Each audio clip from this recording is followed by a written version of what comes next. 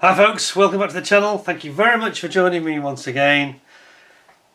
You are always most welcome. Well, it is time for champagne. Champagne, it's Christmas. We're between Christmas and New Year.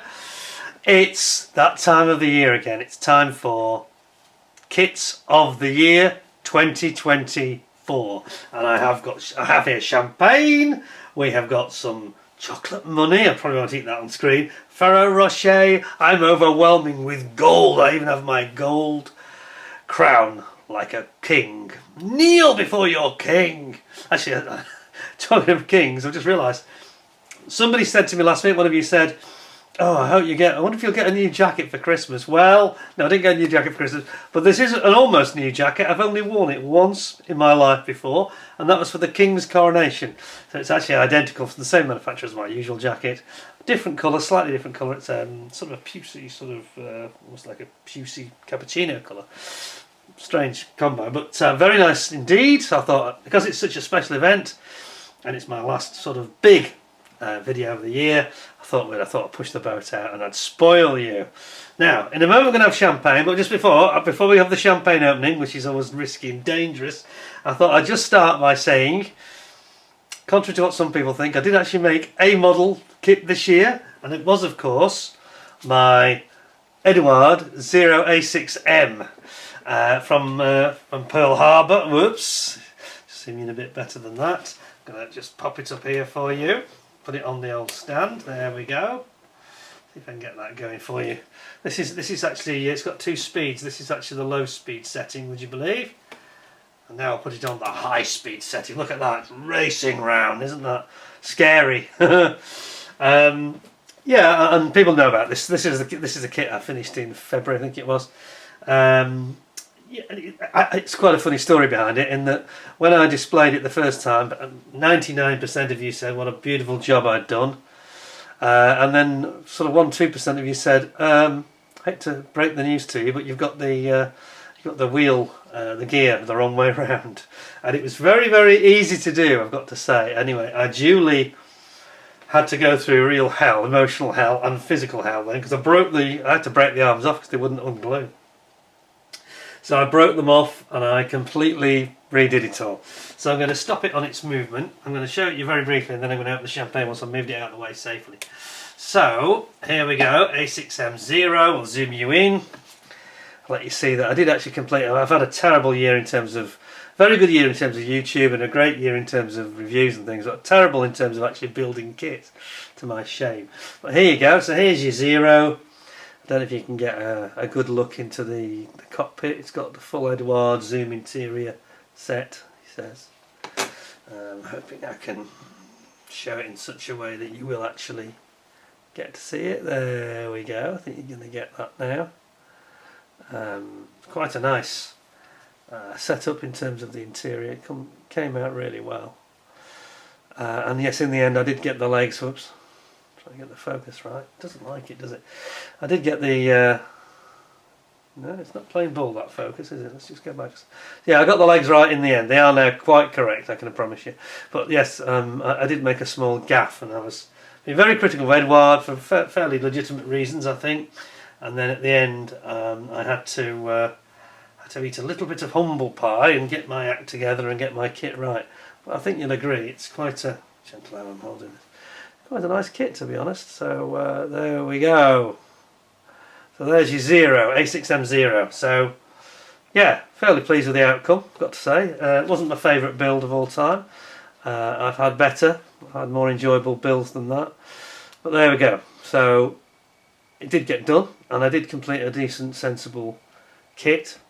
It's a good job I did, because I didn't do any others. And of course I immediately started on the Mosquito straight after that, and I've got quite bogged down with it, so that's another story that many of you know. Anyway, I'm going to move that safely out of the way where it won't be champagneised, which would be bad. I'm going to put it over there.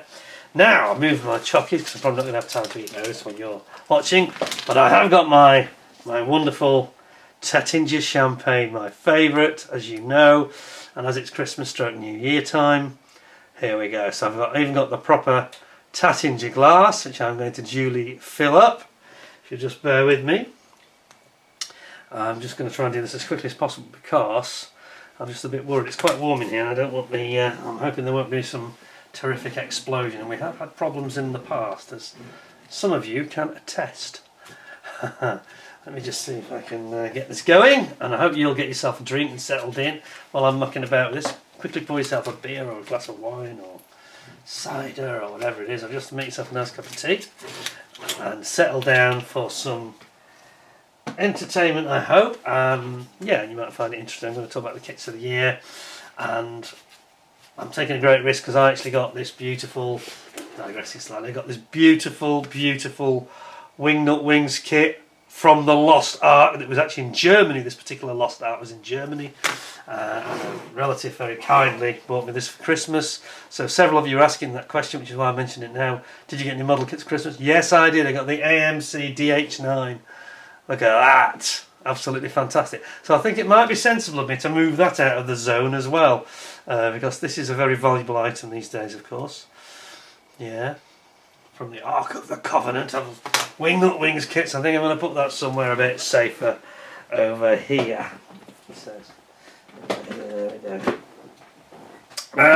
So now I can go for it. Let's get this off. Hope you get yourself a nice drink.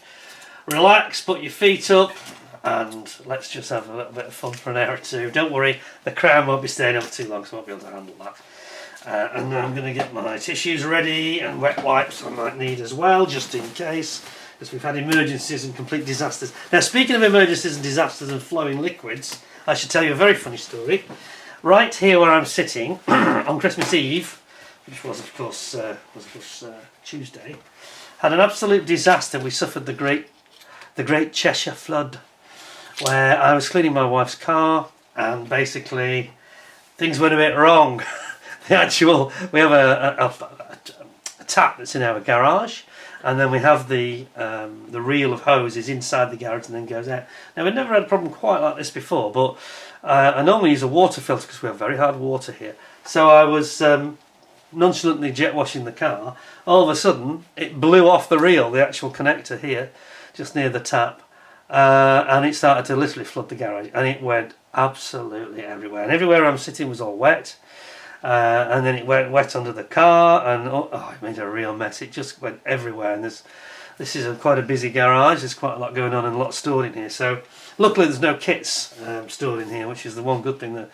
The stash, you know, it's not the secret warehouse, that's elsewhere. But so we cleared it all up, and then 10-15 minutes later we sort of mopped up as best we could. We had towels everywhere. It was a disaster. Mops, towels going, and then it did it a second time as I was finishing off.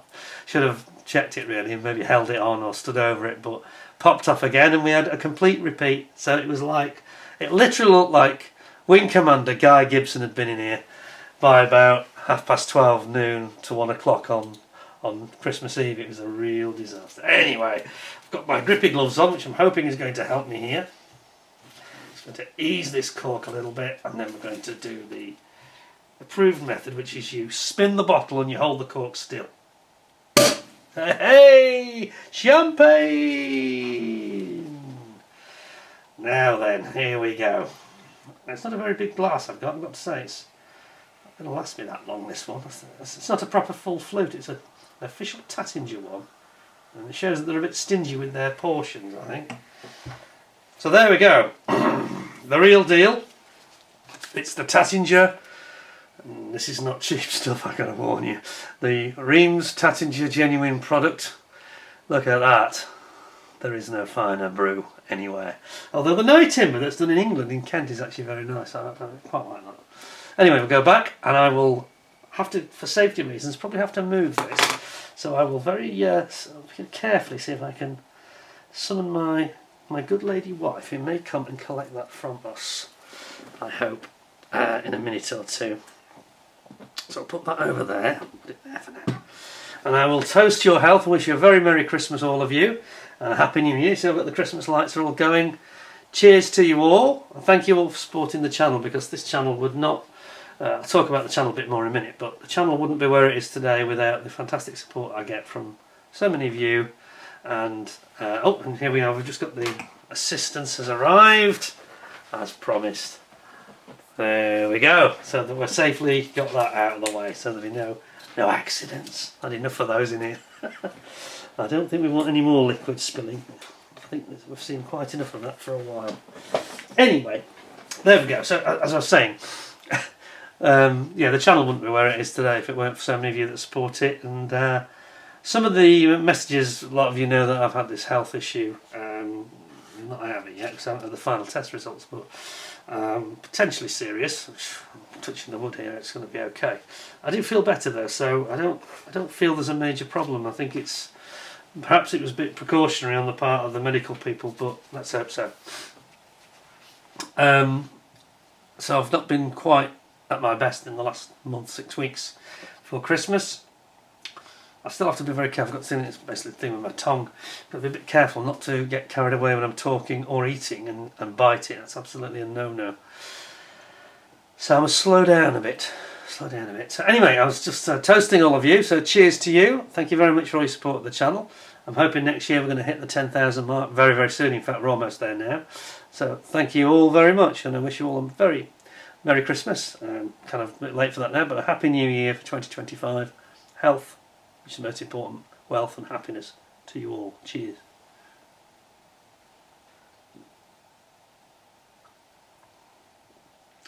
Oh yes, that hits the spot. Very nice, so refreshing. Right, so let's talk about, I think we'll start off with, it's the Kits of the Year show. I'm just going to tell you what happened in the previous 2 years for those that you don't remember or didn't see it. In 2022, it's been going for 4 years I think now, but the most memorable ones was last year in 22.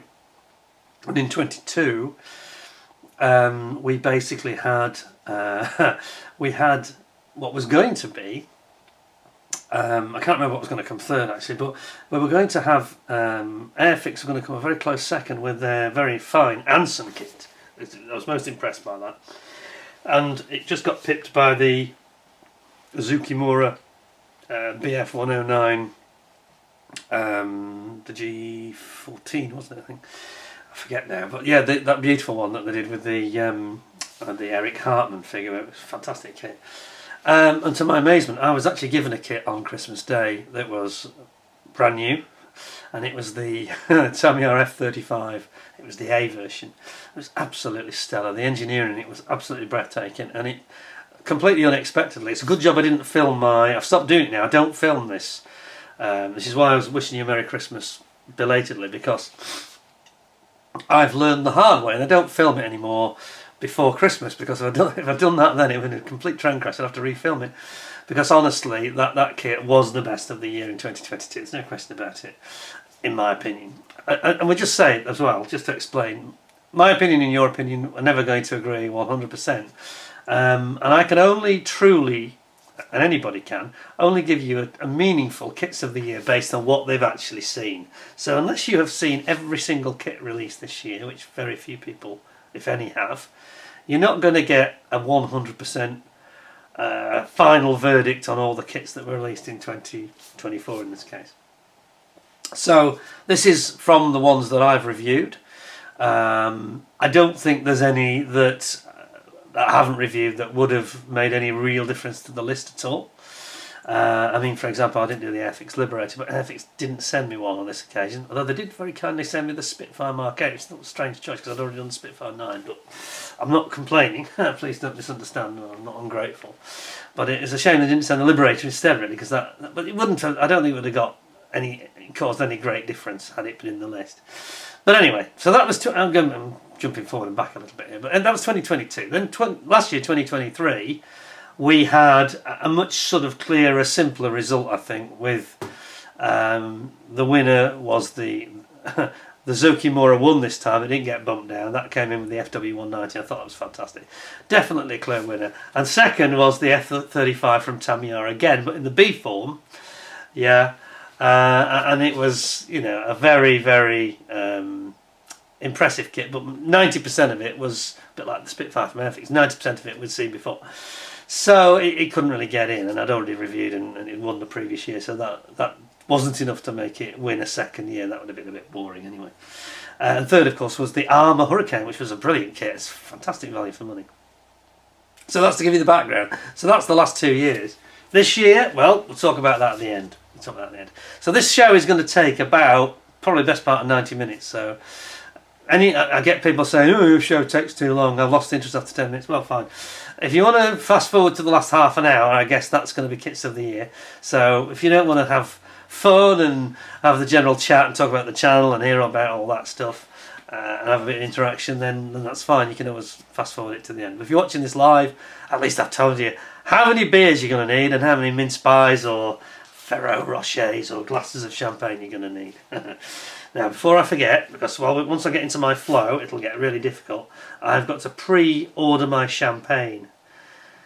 So what I will do is I will ask for it and then just send the message as and when my beautiful assistant, my beautiful young assistant, will, my wife, I'll summon her as appropriate, and she will. I've offered to have her on the show, but she says no. But anyway, so right, let's get cracking then. So, a couple of things to talk about. First of all, talk about a couple of these things that are in front of me, and then we'll get into the channel, and then ultimately we'll work up to what we think is going to happen next year. Won't go into too much detail on that, because you may have already seen me recently joining Jason's channel at Model Kit Stuff, talking about things like that. So I want to try and keep this as different as possible. The first thing I'm going to talk about here, though, is new manufacturer Litarki. I'm sure one or two of you have seen these, possibly already. But they basically approached me just a month ago and said, please, would you have seen your work, like the way, terrible reflections, seen your work, we like the way that you've gone about it in these reviews, would you please consider reviewing our kits as well? I said, yes, of course, yeah, why not? So we've got that review coming up on New Year's Day, so that's going to be the first review of 2025, so please watch out for that. I think you'll enjoy it. Very interesting subject as well, backfire bomber, and there'll be more to follow, so stay tuned for Litarki. That's the first thing. Second thing was, notwithstanding the Kits of the Year show, I wanted to talk about something that was particularly unusual this year that I think is the future, or an indicator of the future at least. I'm going to have my sip of my champers if you don't mind. I hope you'll enjoy a sip as well. So, chin chin. Oh, and by the way, before I forget, somebody said to me, I think it was the day, Christmas Eve, Christmas Eve, somebody made a comment and said, you truly are the Keith Floyd of the model kits world. And my wife said, well, that's quite a compliment, isn't it? And I said, I think so, yeah. No, I'll take that. Cheers. I think it's because I like a drink. Oh,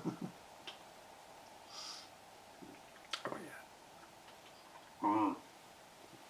Fantastic. But I've had some lovely comments, actually. I had some nice comments when I wasn't very well, obviously, and but even over Christmas, there were some fantastic comments.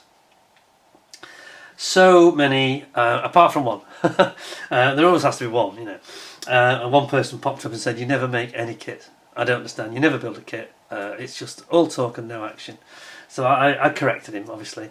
And I said, basically, you know, my cabinet dusting procedures and the sheer level of work involved would beg to differ with you on that. But anyway, this person didn't take on board what I said, so I had to part company.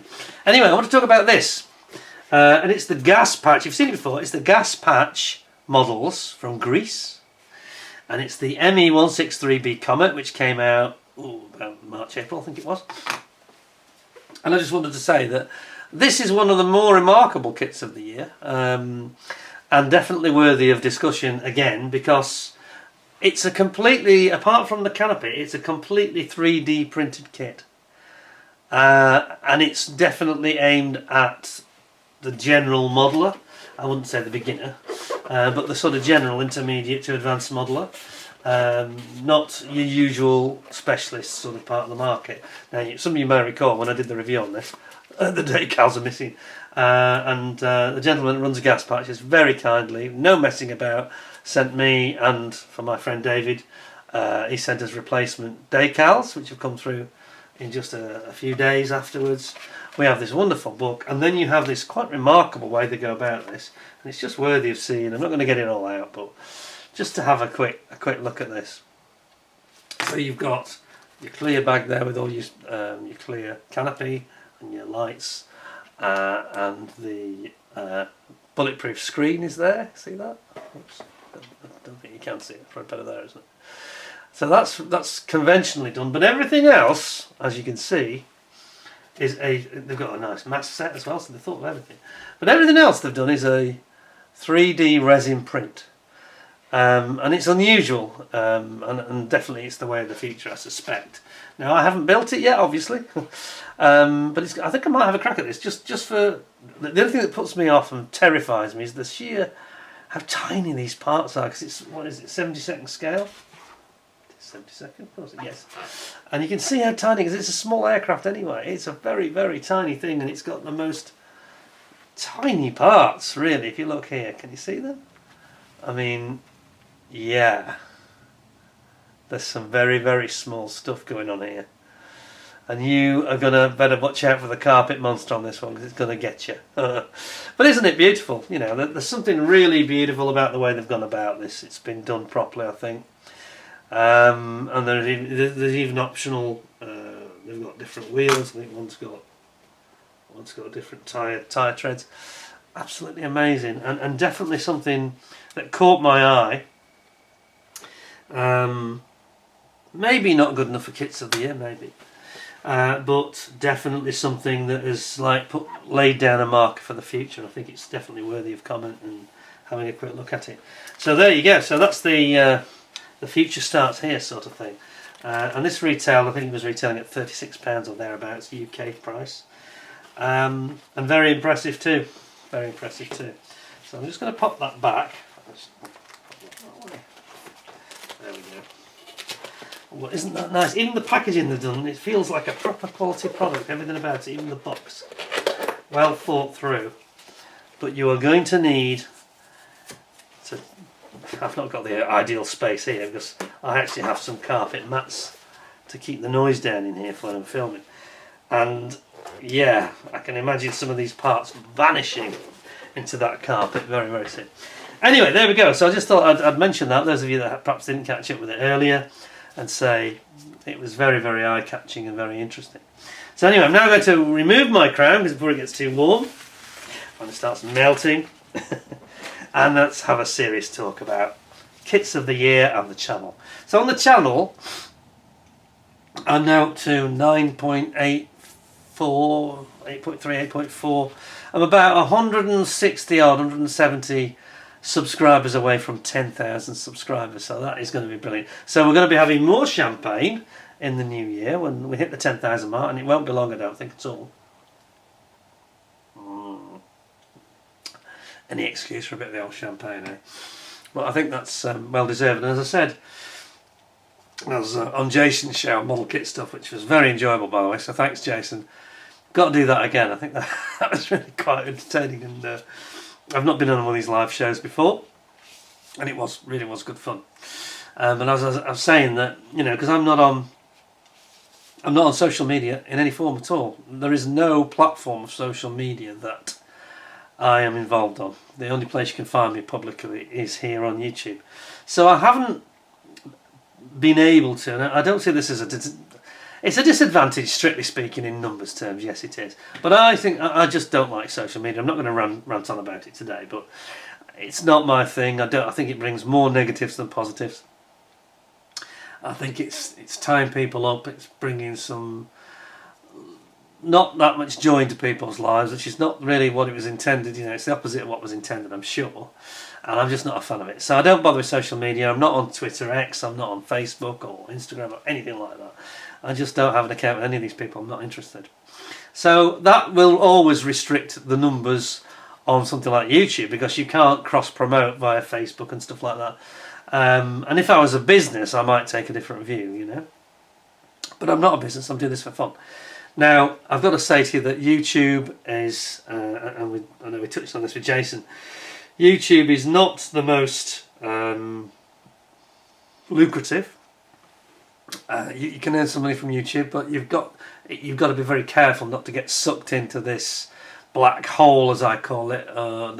There's an event horizon which I'm getting quite close to, and I'm holding away from the event horizon at the moment, because I don't want to become one of these people that's just making content for its own sake and just to get views. Yes, it will bring more money, but you just become a slave to it, and it's not fun anymore. And I'm determined not to let that happen to me.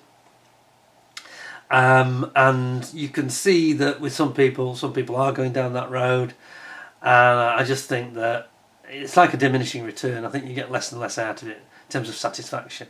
And I want to carry on doing things the way I do them. And I'll just say one comment as well about that. When I do these rants, I know that some people, I've heard that some people have made comment, and I can understand maybe where they're coming from, because they don't know me that well. These rants that I've done, I'm kind of running out of them now, because they are genuine rants. They are things I have a genuine beef about. Edwards decals, yeah? Chinese kits with their instructions and all this kind of thing. Well, I've kind of done them now. That doesn't mean I'm never going to do another rant. Don't worry, because I know some of you are huge fans of this stuff. I think it's because, I think you have to understand that it's because I am, yes, I have a bit of a sense of humour about it, of course, and I think that's what a lot of people like from what you've said. But it is driven by genuine anger. You know, kinetic sea harrier. What? Really? Don't get me started on that again. But they're driven by real frustration and anger. They're not done for effect. It's not done just for clickbait and views. So there's going to be probably less of those gradually over time. I'm sure other things will pop up that will make me furious and really get me cross, you know. Excuse me. But overall, I've kind of worked my way through, you know, Ravel, things like that. So I've kind of worked my way through the obvious ones. I will try and do 2 or 3 a year. There will be things. I mean, I had a rant about my Honda car, and that was very legitimate. And that has not been resolved yet. We're no further on with that. I'm not getting much satisfaction. So there'll probably be a revisit to that. There will be rants, but I don't want people to think that ranting is what I do, because it's not. I'm basically some of the passion for modelling and other things, passion for history, my radio control aircraft. Sometimes you've seen them dotted around, and we've talked about that. That was actually something I was going to talk about next. So it's just to give you a bit of background. So going back to the channel. Rant over. So in 2024, here's a few statistics for you. 2024, I got 2,000 new subscribers, which is very nice. Now, I seem to get subscribers at a very steady rate, but they just keep on going up steadily. They don't peak and they don't jump up. Maybe sometimes, like when I did the Ravel rants and things like that, there was a bit of a jump.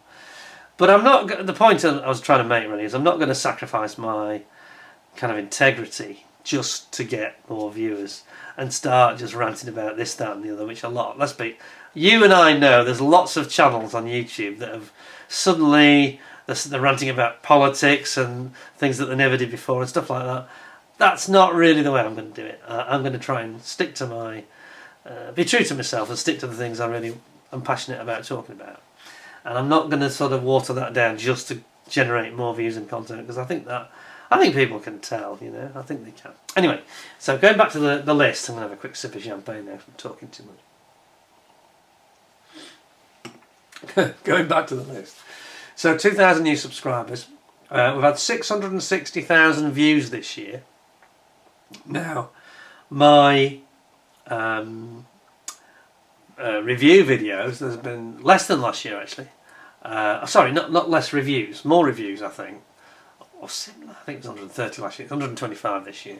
So it's there or thereabouts, but 40 of those were ICM. Now here's another point I want to make.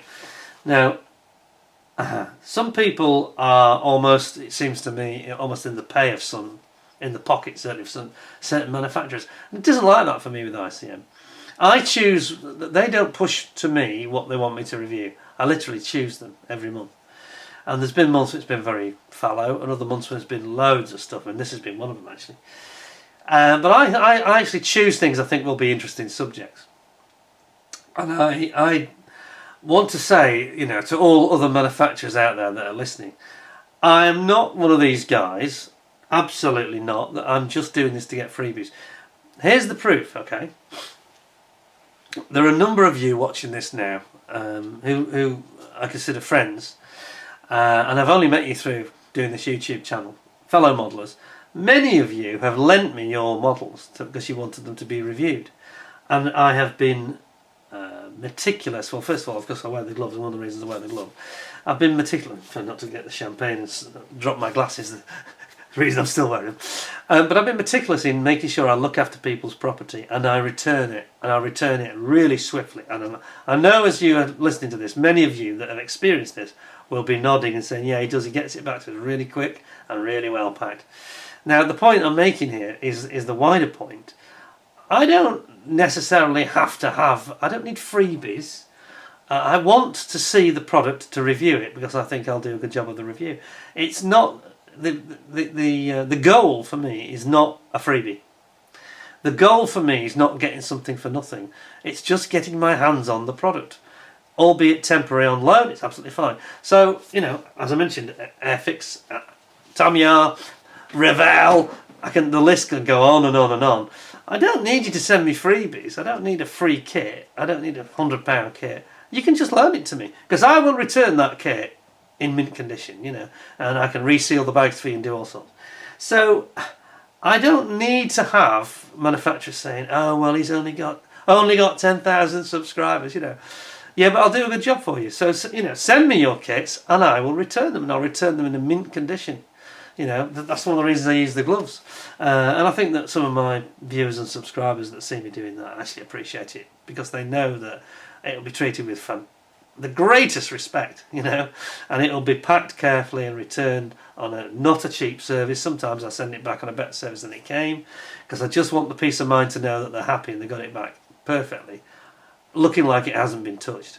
That's the goal. So my point is, I would be very happy to expand with other manufacturers approaching me if they want to, but they don't need to give me freebies. I'll send them back. As long as they cover the cost, courier cost or postage cost, from a manufacturer I'm talking about now, not individuals. Individuals, that's a personal favour. I'm happy to pay the return postage.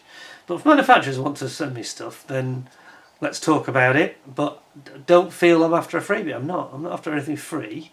Just want to see your product. It's as simple as that. And I think that's fair comment. So anyway, moving on. I thought I'd get that little plug in. But it's just that, you know, I think there are people out there that just want free stuff. And I'm not one of them. I don't need your free stuff.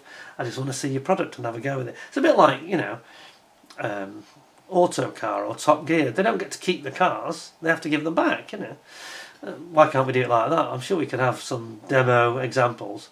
Just make sure I get it first though, because I'm the one that's going to handle it the best. Yeah. Anyway, moving on.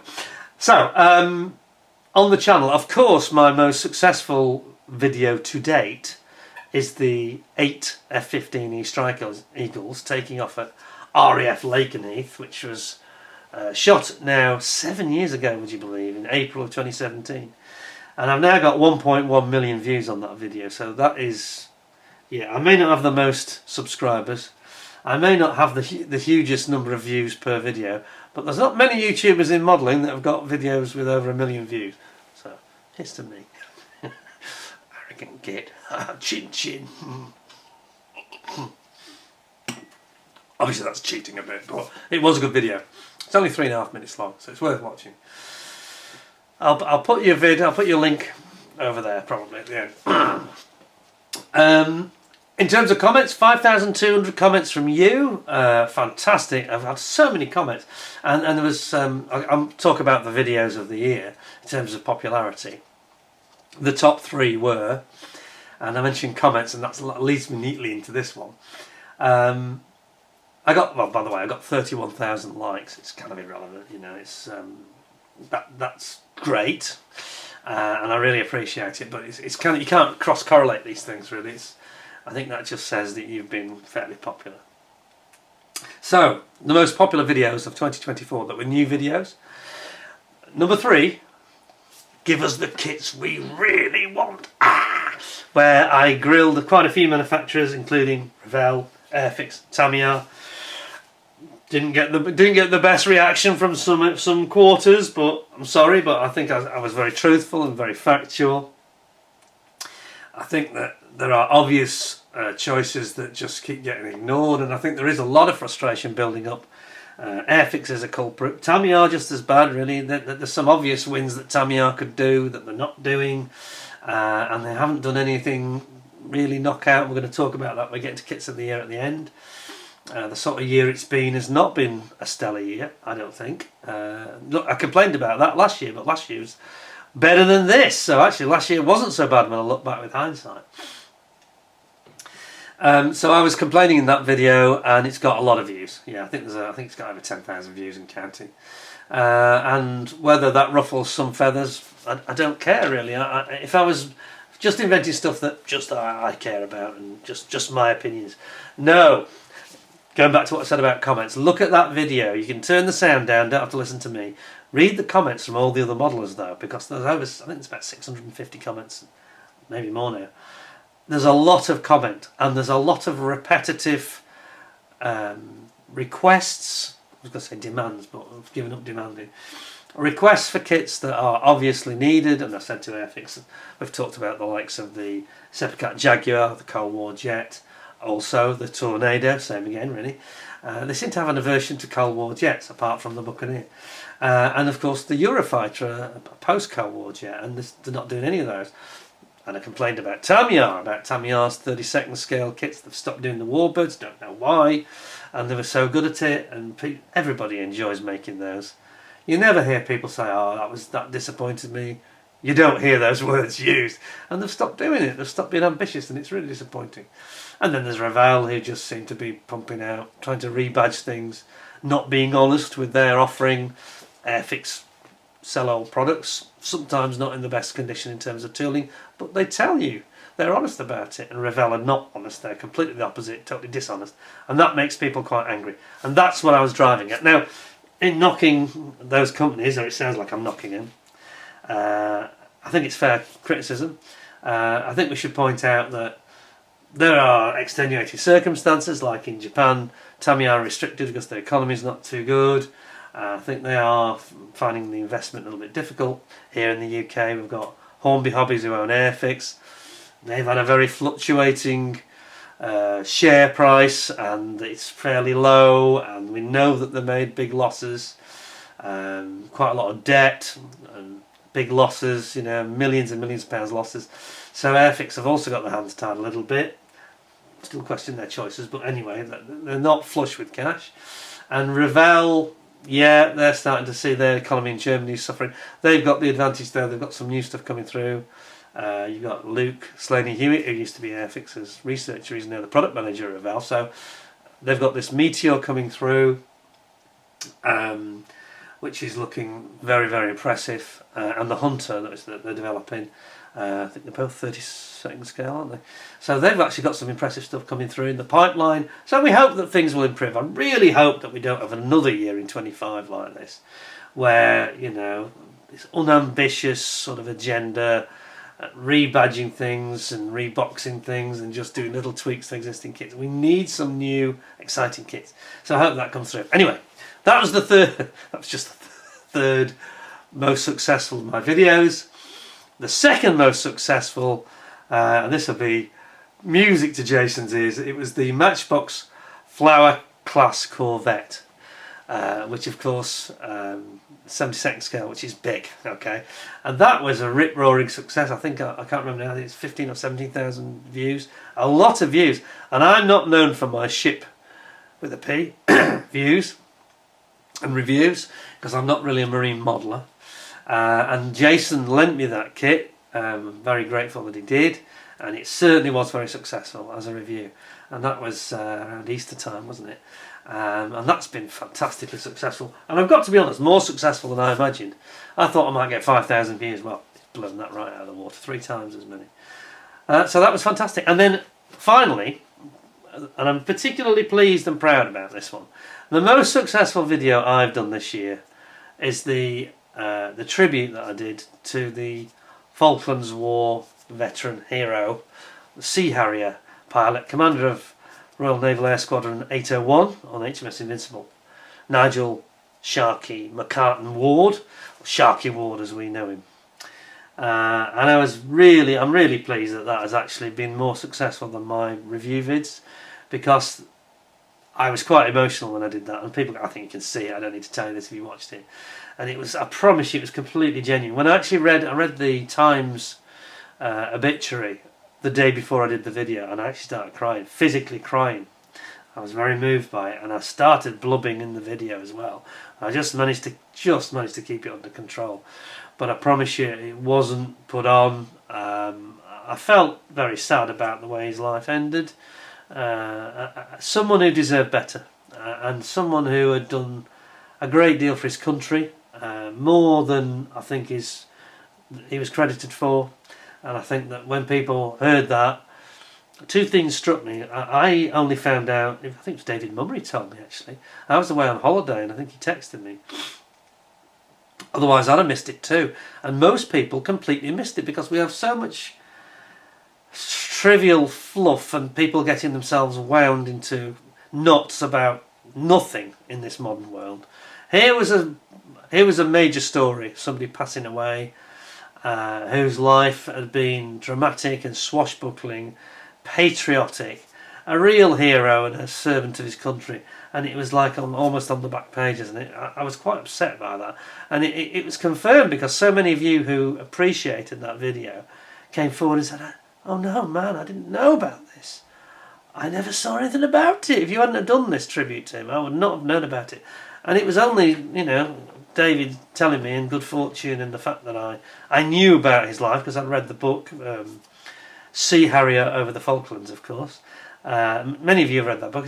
I recommend it to you very strongly. And I'd also done a lot of research for my talks about the Falklands War in 2022. So I'd done a heck of a lot of research, and Sharkey Ward was very much a shining light in those stories, if you like. So I was very proud that is my most successful video this year, and I'm actually delighted because I think that I was so emotional and felt so moved about the story that was obviously well received by people that watched it on YouTube, all of you, and I think you probably felt a little bit of that emotion in hearing those stories. It was quite sad. The guy lost his son in very unfortunate circumstances, took his own life, Christian. And I think that just blotted his or polluted the rest of his life. I don't think he ever quite got over it. It was very sad, very sad. Anyway, we'll move on. So that's the channel this year. It's gone from strength to strength, obviously. Next year is going to be very important because in the new year we will have, touching the wood, we will have 10,000 subscribers, which is a major milestone, as I explained, without any social media cross-promotional help at all. So it's purely just down to people watching the videos and enjoying them. And I really owe a debt of thanks to all of you because you're the ones that have given me that support, and it's very graphic how much the people who watch the channel, the contribution they make is huge. And over Christmas I've tried to reply to everybody who's made a comment, and lots of comments have come in, very, very warm wishes. And I noticed actually today I found 6 or 7 comments that were on. YouTube has been doing some strange things lately. Not only have they been doing automatic dubbing, an example is that some of the stuff has been dubbed into German, for example. Sometimes it's not in a male voice.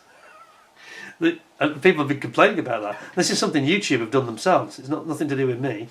And I spoke to Jason about it and others and said, "You better watch out for this." Yeah, it's crazy. It's AI taking over. I know that Phil Flores had problems with AI, not on YouTube so much, I don't think. But he had an AI on his website service people that service his forum. He also had problems with it. They let AI suddenly change everything. They don't warn you, they just do it. And this is what's happened to me. Anyway, I've now gone back in and I've removed the auto dubbing as an option. It's now, the default is no dubbing. I think people would rather see the dubbed words underneath, even though they're often wrong, than this auto dubbing because it gets things even more wrong than before. It's terrible. Anyway, so YouTube have been doing a bit of fiddling about, and I didn't get all your comments. And I noticed I found this tranche of comments that I didn't know I'd got. So if any of you comment to me with a friendly comment and you get ignored, it's not me. It's probably gone into some file of theirs or folder. I don't know what they're playing at, but it annoys me because I don't want people to think I'm ignoring them when I'm clearly not. I try to reply to everybody. Certainly at Christmas I've tried to say Happy Christmas and Happy New Year, Merry Christmas, Happy New Year to everyone. And that's been clearly going elsewhere. And I'm thinking, well, why didn't it show? Why didn't it flag up to me? I don't know what's going on. So please, I wouldn't ignore you, any of you, not one of you. If you sent me a greeting, Merry Christmas and Happy New Year to you. If I didn't write back to you, it's because it's gone into one of these glitch boxes, or I don't know where it goes. But I found it by looking on the YouTube studio. What do they call it? The analytics studio, whatever they call it. Let me just pull it up for you. YouTube, yeah, it is YouTube Studio. So I found it in YouTube Studio, whereas it wasn't actually on my normal pages, you know. So anyway, just to make you aware. So to finish off talking about the channel going forward, really, it's just that next year is also, so I'll be 10,000 subscribers. Thank you very much to all of you, each and every one of you made a great contribution there. And also it's 10 years for me on YouTube, so it's 10 and 10, you know. So it's a big year, 2025, a decade on YouTube. So I'm going to be doing, I think I'm now up to about 810 videos, and I've got a feeling I'll be getting close to 1,000 videos by the end of next year. So I'll be doing a thing about 10 years on YouTube. I'll be doing a video about 10,000 subscribers. So there's going to be quite a few celebratory, looking back at the other things I've done, including as we did this year. We looked back at some of the other things when I did this. And now for something completely different, we did the Honda, moaning about Honda. But I also did earlier in the year, looking at my radio control aircraft. And basically, you know, showing you some onboard footage. And I think people were amazed by that, because these things are terrifyingly fast, they're incredibly small, and the performance is just out of this world, really. And I think people enjoyed that. So we had a look at that. So we'll do one or two more slightly offbeat items as well. And now for something completely different, because I think you enjoy it. Anyway, thanks a lot. I'm going to have a last slurp of this one. And then I'm going to move on to kits of the year. I made the mistake last year of starting to thank everybody personally on the video. But as soon as I did it, I only got to about 15 or 16 names, and couldn't remember all the names, so I'm not going to do it this year. I will just say 3 or 4 particular outstanding ones where people that have helped me during the year. David Mummery again with some interesting items to review, which he sent. And Stuart Neal, been a great help. He's done the same thing, some really nice stuff. And he's one of these people where I've very quickly packed it and sent it back to him. And Chris Usher as well. And we also had Ian Nicholson. He sent me one of the kits that's in Kits of the Year. We'll talk about that later in a minute. So thank you to everybody who's contributed. Thanks for all the people that tune in live chat. Really appreciate it. You know, sometimes we can be chatting 3 or 4 hours before the video comes on. It's quite good fun, really. So I really appreciate that. So before we get into the Kits of the Year, which is coming in just a few moments, I'm just going to order a refill of my champagne. Let's just say champers, please.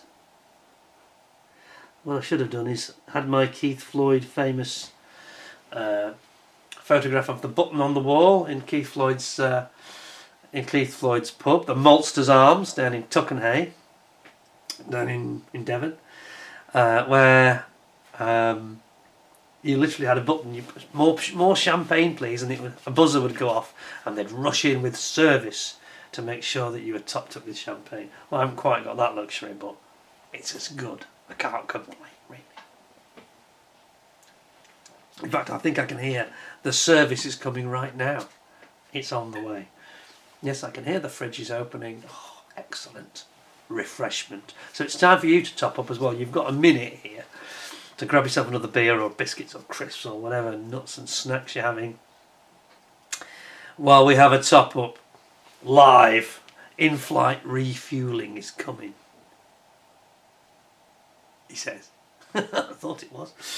Anyway, so yeah, next year is going to be a big year for us. I think it's going to be very exciting indeed. And of course, this is one of the most important things I've got to say of all, my performance this year, model making, has been absolutely abysmal. Oh, I'm getting a replacement champagne glass, in fact. I will say goodbye to the Tattinger one, because that was very nice, but it's an empty. Thank you very much, that's wonderful, look at that. Ah, what service, thank you very much. Cheers. Cheers to all of you. Yes, I was just about to say, my performance at model making has been really abysmal this year. And people do complain and say, you've got to bear in mind, at the end of the day, my channel is my channel. And I think that the 10,000 of you that tune in, I think you enjoy it fine the way I do it, you know. Whether you all want the Shakespeare, I'm not sure. Maybe I might do Star Wars quotes next year. How about some of that? I'm quite handy with the Star Wars quotes. I think it's the new thing we're going to do next year. But I will be doing more model making. This mosquito must be done. And it's a wonderful model. It's a wonderful model, and I've got a bit bogged down now. Interesting, when I was talking to Jason, and we were talking about this, weren't we? Jason Model Kit stuff. I didn't know that he'd got the Mosquito 32nd scale from Tamiya, and he'd started it, and he's put it on the shelf, and he encountered similar trouble to me. He got a bit bogged down with all this aftermarket, and the fact you've got to start hacking away at it, and all this nonsense. And I think it put him off, and he shoved it on the shelf. Maybe we should do a buddy build or something. It might be a good way to motivate us to get on with it, you know. So, but that's going to happen. In fact, in January, mid-Jan to mid-Feb, I'm going to go a bit quieter on YouTube because I need to finish off sorting out this medical issue I've had. And I think I need to just spend some time on that mosquito, because I think that you want to see it done to a decent standard. You know, I'm not going to be the greatest ever, but I'm going to try and make it decent, you know. So that's the plan. So I'm going to have a slurp of this, and then we'll get into what you really came here for. Kits of the year. Cheers.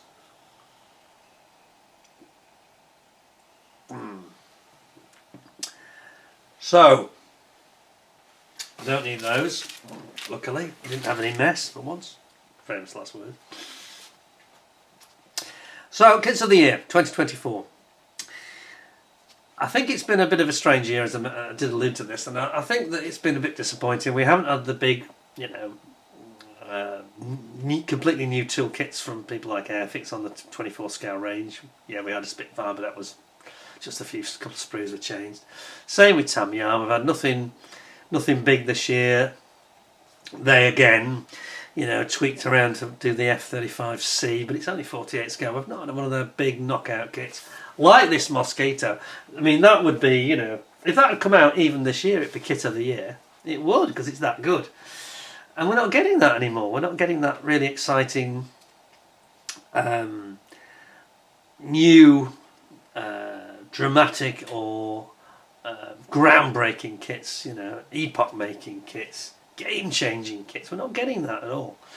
So I think it's a little bit frustrating, and it's reflected, and Jason was saying the same thing, wasn't he? I was talking to him about it.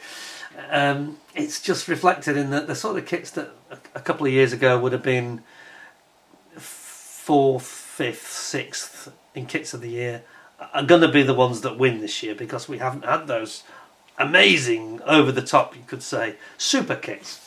So let's just bear that in mind and manage the expectations, and we'll take it from there. And I shall give you my opinion based on my reviews in 2024, what I think were the best kits. And there were, don't get me wrong, I don't want to be negative about this, there were some amazing kits. Let's have a look at them. So, Kits of the Year 2024. Let me zoom you in here and we'll have some fun. It's the moment you've been waiting for. There we go. So, the light right there we are. Kits of the Year 2024. Here I am, glass of red wine in my hand here. That was taken yesterday. So, starting in, we're going to do slightly differently in one respect. I should have explained this. Sorry, pardon me, I'm having the champagne burps there. It's the gas, isn't it? It's very bubbly. Cheers. Have yourself a drink and then we'll get stuck in properly.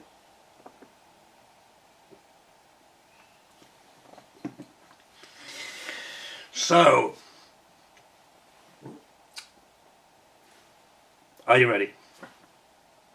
We're going to start with number 12. Now we're having the 12 kits of Christmas, doing it slightly differently. Instead of the 12 days of Christmas, it's the 12 kits of Christmas. My true love said to me, you're not having all of them. Sound familiar? Right, let's have a look then. Are you ready? We're going to start with number 12. This is my list, and as I said, nobody else's list is going to be the same as mine. That's just the way it is. So, here we go. In at number 12 this year is that gas patch, completely resin apart from its canopy, resin 3D printed. Quite amazing kit actually, in fairness. And that is my choice at number 12. Now if that had been 48 scale, it would probably be much higher up the charts. Obviously one reason really is that, as I alluded to when I started talking about it at the beginning, it's so tiny, those parts are so crazy. It's going to be super fiddly. You need to be particularly on your A game. No champagne, no late nights, no hangovers or headaches or anything. No coming doing that after a day at the office, or doing a hard day's labour. No, you need to be very fresh and focused to work on something with such tiny parts. So I think that really that's the only downside to it. But from an engineering perspective, I mean it's kind of a groundbreaking kit, isn't it? To have an all resin 3D printed kit, that is something quite new. What the reality is like, I don't know. Bear in mind that people like me don't like cyanoacrylate super glue. It gives us, in my case, it gives me terrible allergic reaction, so I can't use it. So I would have to use my Ammo super glue, which is a PVA based. But it's a beautiful little thing, and I think it's well deserved to be in the top 12. Gas patch, I say I had this problem where they forgot to put the decals in, and their customer service was excellent. So well done to Gas Patch, you've got into the top 12. Let's have a look at what was number 11. What do you think it's going to be? Now then, let's have a look, you see. Number 11 is from ICM. It's that wonderful set, diorama set. It's the Luftwaffe Bomber Group, Airfield Bomber Group, with all those extras included. So you get a Heinkel HE-111, you get all the figures, you get the bombs, you get step ladders, engine hoist, guard hut, you get the barrier, the dog, even the doggy, you get all the jerry cans and the oil drums. I mean, the list just goes on and on and on. Now, this has been included in some respects against my better judgment, only because there is nothing within the kit that is actually new tooled in 2024. However, I have never seen or reviewed the Heinkel 111 before, HE-111, and it's interesting that when I did that review a week, 10 days ago, several of you popped up and said, this is the best HE-111 that there is, I'm building it or have built it. I know Stuart, amongst others, has built it. And everybody raves about it, and it's the fact that this is actually an example of a number of these kits we've seen from ICM, which is very, very clever marketing, and I don't know why others don't do this, where they have said, right, now this is retailing around about the 70, 75 pound mark. You can get it cheaper, but you get a huge amount in that box. You've got everything that's in that picture is in the box. I mean, somebody said, and I thought this summed it up quite well, one of you said, it's just like the opening scene from the Battle of Britain movie. All you need is the staff car with the generals in it. And that's, I thought, yeah, that nails it. That's kind of what was at the back of my mind I couldn't quite think of. And I thought, yeah, you can almost hear the music playing, that intro music from the Battle of Britain movie. It's fantastic. It gives you everything, a full diorama, all done, Everything in that box is what you see on the cover of that artwork. And there's so much to go at. That'll keep you occupied for months. There's so many models. So it's actually incredibly good value. And when you buy it in that format, because I actually did the airfield set of all the hardware, I think a month or 6 weeks ago.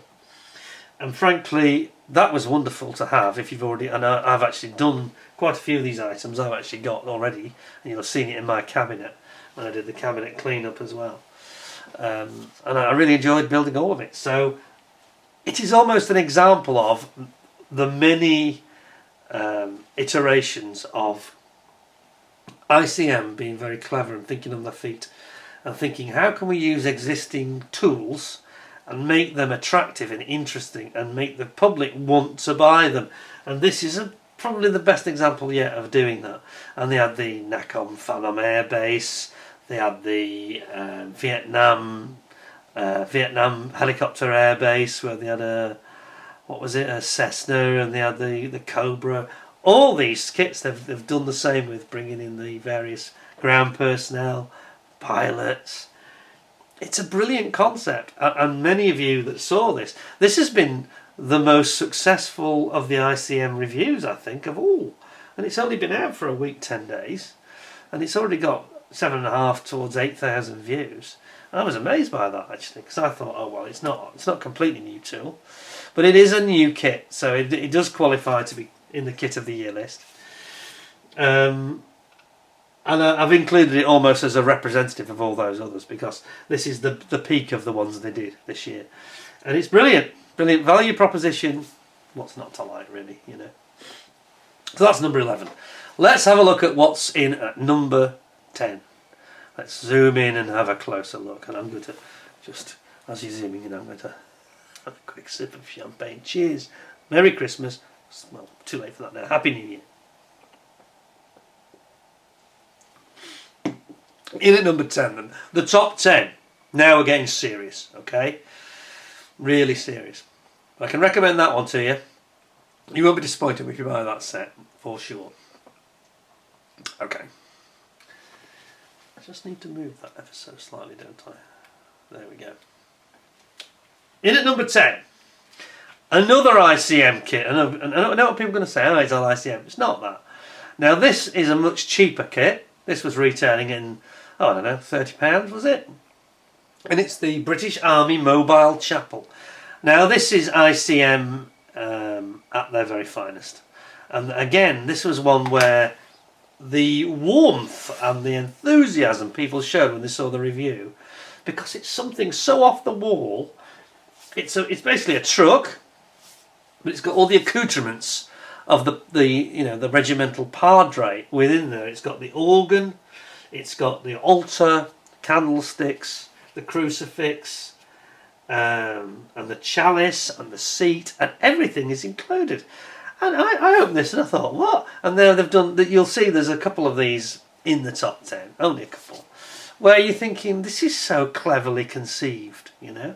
They've said, what's nobody else ever done? Well, why don't we do that? And then they followed it up a month later, of course, with the figures. So you got the padre, and you got all the soldiers kneeling, having a mass, Christian service, prayer before battle. It was actually called You Are Important to God, was the name of the other kit with the figures in it. This really went down very well. Now, I know that figures are not for everybody. Quite a few of us are not doing figures. And by the way, as I think I said to Jason on Saturday, he's recently done some figures and done a super job of it. Really good. And a classic example of someone that doesn't normally do a lot of figures and has had a go at it, and the results have been fantastic. So don't be put off figures. Something you've just got to practice at and play at. And they're so cheap, these kits. So this was 30 quid. The figures kit was, I don't know, I think it was about 15 or 16 pounds or something. It was cheap as chips, literally. I've had fish and chips from my local chippy that cost more than that. So this was really good value. Everything was nice about it. The truck was great, and nice tyres, and you know, the whole thing was so animated. And once you get those, you put the two kits together, and you know that they're going to do a combo set with those figures. It's bound to come soon. But if you just buy them separately, it's fine, you know. And they were so nice, something so imaginative, something you don't normally see, and makes a brilliant diorama. And I'm sure a lot of you enjoyed it. I can see from the comments people saying that. One guy said, I saw your review, went out and bought it. It's brilliant. It deserves to be in the top 10, just for its originality and the quality of the actual pieces. Fantastic. So that's number 10. Just have a quick zoom in and have a look at it before we go. I think that I'd like to see more manufacturers tackling these things. A little bit unusual, and very, very well done. Then, at number 9, now it's the Mini Art, the full interior kit of the Puma, the SDKF said the 2342. Now, this is interesting. I'll just zoom in slightly more on this. If you look carefully, you can see it's got the open panels down the side, just toward the front there. It's got the engines on display, and this is the one of two kits that came out this year. Unfortunately, pretty much at the same time in June, July. and we'll talk about the other one in a second maybe. But this was Mini Art do this thing where, you know, they have a lot of parts, and the proof of the pudding is in the eating. Just to prove the point, they had this set of the wheels and tyres, and they were actually laminated, but each tread of the tyres was a separate piece. So they actually had them like a laminate, like a sandwich, of I think 6 pieces. Only Mini Art can do this. I mean, it's very well executed. It really is quite good. It really is quite good. The only thing that hurt this kit, I think, was the price. And the competition came in almost at the same price. And I'm afraid on the example I showed, which you can see the video of, you go back and look at this around July time, it had quite a lot of flash on it, which I was really surprised about. Now, it wasn't widespread flash, but it was just on one or two critical parts, like vents and grills and things. And they were quite tricky to clean up, and that really annoyed me, because it wasn't cheap. So this one was coming out around about the £65 mark, because they were sort of selling it on the fact it was full interior. Unfortunately, another kit came out which kind of did it a bit of damage, because it was cheaper and it had 85% of the same detail.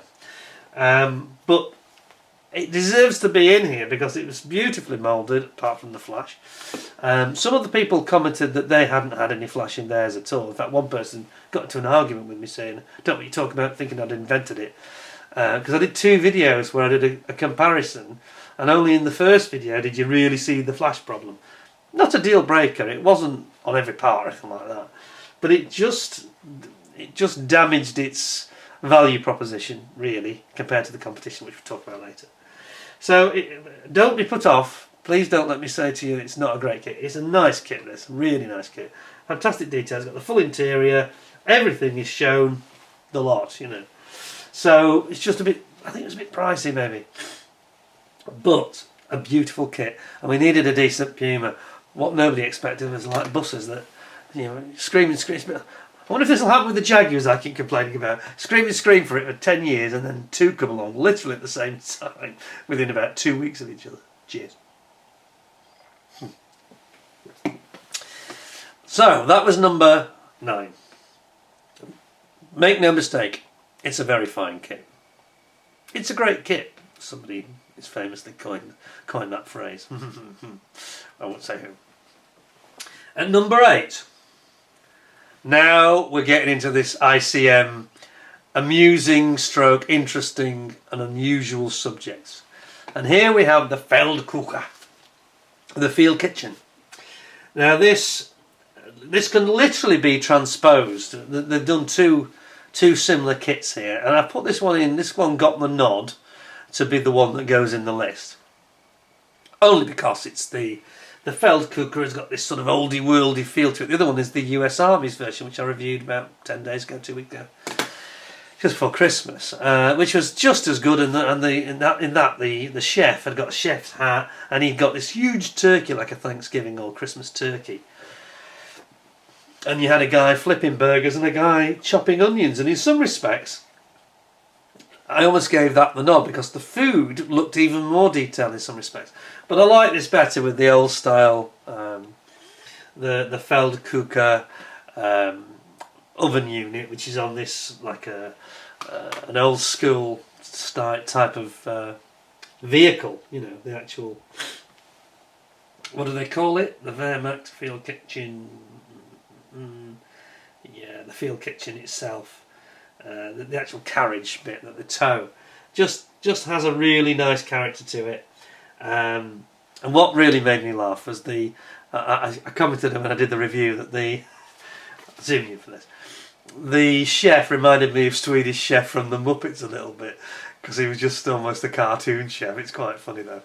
And of course we all remember the Combat Dealers episode where they found one of these. So we've got a guy here that's peeling potatoes, one's chopping wood for the stove, one's putting water in the stove, and we've got the chef. And he has got, if you look closely, he has got the Wurst sausages on it's what he's working on. There's a whole load of these Wurst sausages in the set, which is why I liked it so much. It just animates it.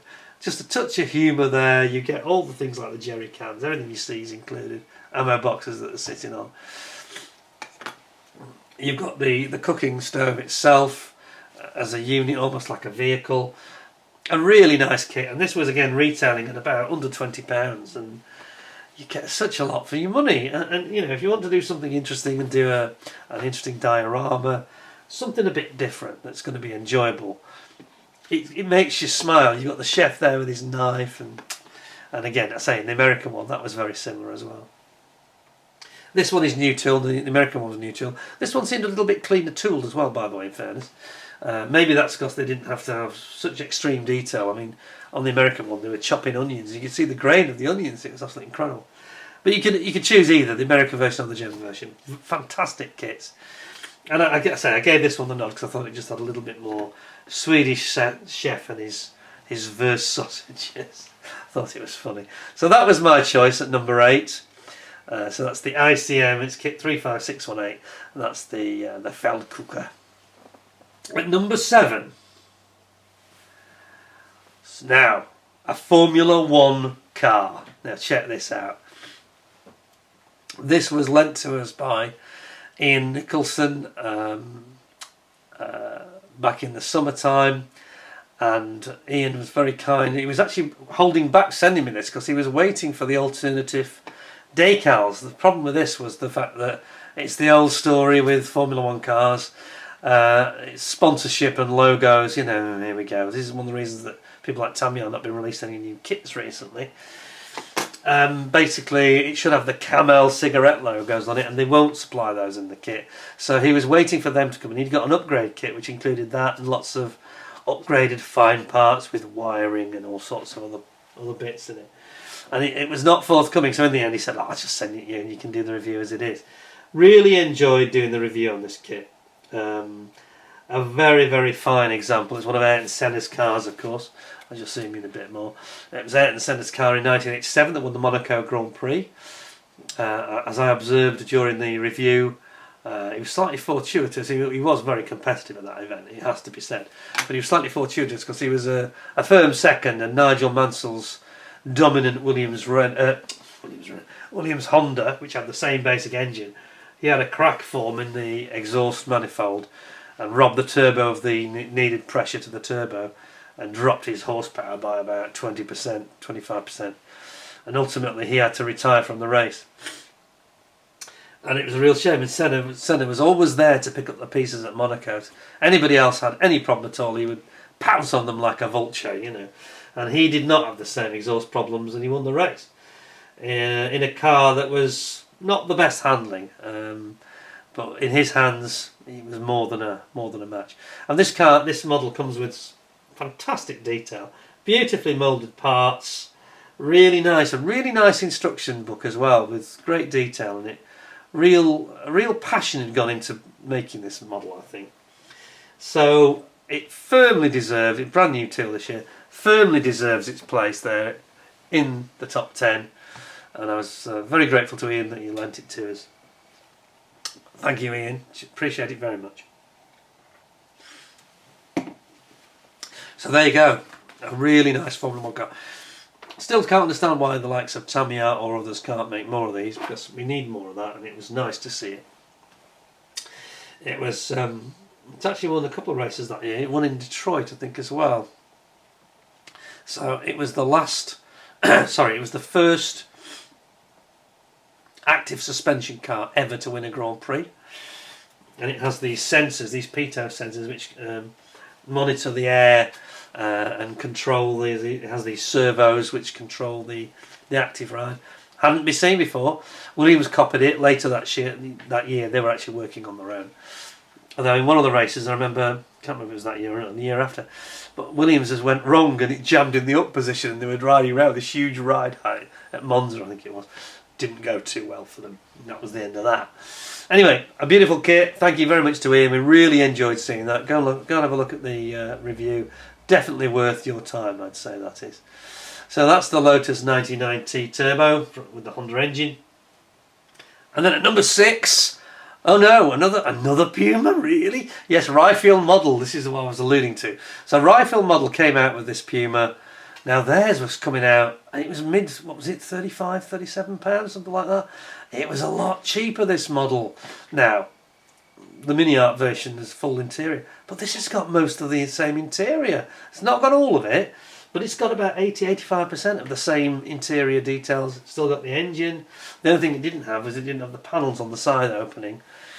But I thought it was better. Now, it just goes to show how much better it was, really, because many of you that saw me review this, you may recall, when I did the review, I'd actually also bought, from Tiger Hobbies, a great supplier by the way, recommend them, who import a lot of these Japanese and Chinese kits.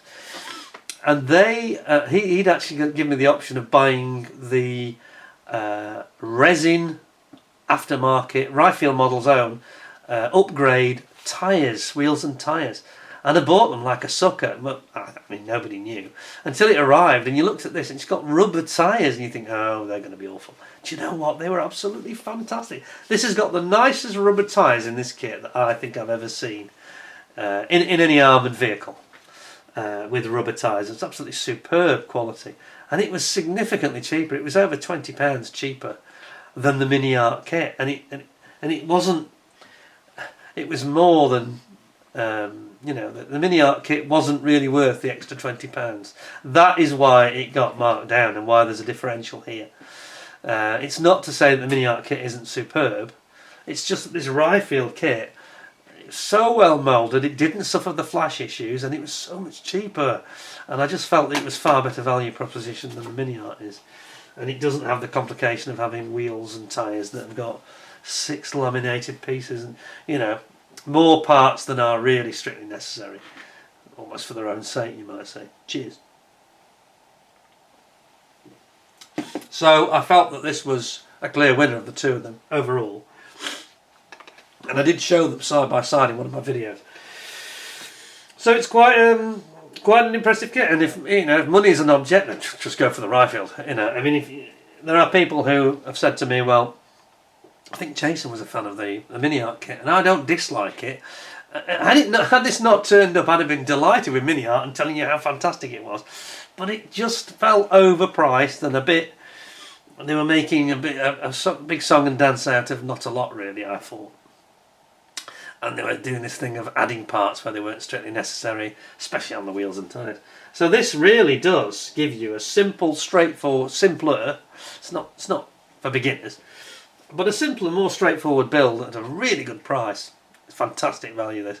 That's the one, and here's the proof of the pudding. I actually reviewed both kits, which I had obtained. I got Stuart Neal had actually loaned them to me, and I was so impressed that I just went out and bought this one. So that tells you what my view was, really.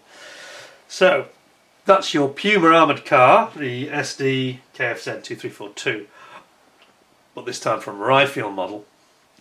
And I was so impressed I went out and bought one myself, like Victor Cayenne when he bought, he bought the company Remington, Remington shavers. Some of you are too young to remember what I'm talking about, but anyway, he said I'm so impressed I went and bought the company. Now we're into the serious stuff. Now it's time for the top 5 kits of the year, in my view. Here we go then, number 5. At number 5, it is another Formula 1 car, and it is the main McLaren MP4 from 1988, MP44 I should say.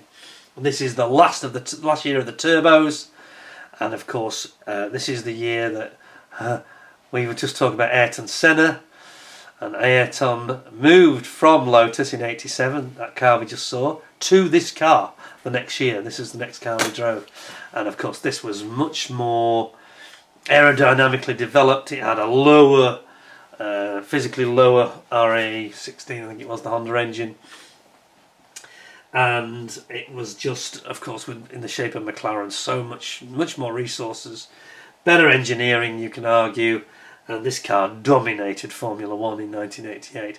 It was a transition year for most people. There'd been a big change in the yellow Camel Lotus that year. The turbo boost pressure was regulated to 4 bar, And this year they dropped, the FIA dropped the regulations to just 2.4 bar. So they had a lot less power, and they had a real problem with fuel consumption. A lot of those races with Senna had run out of fuel, for example.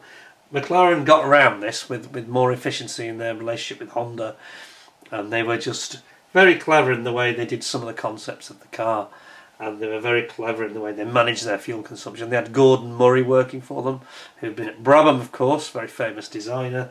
He and Steve Nichols, they were instrumental in the design of the car. And as I mentioned when I did the review, there's some fantastic documentaries about this from JM on Cars, who's normally known for his car documentaries, and he did this one about this racing car, which was really good.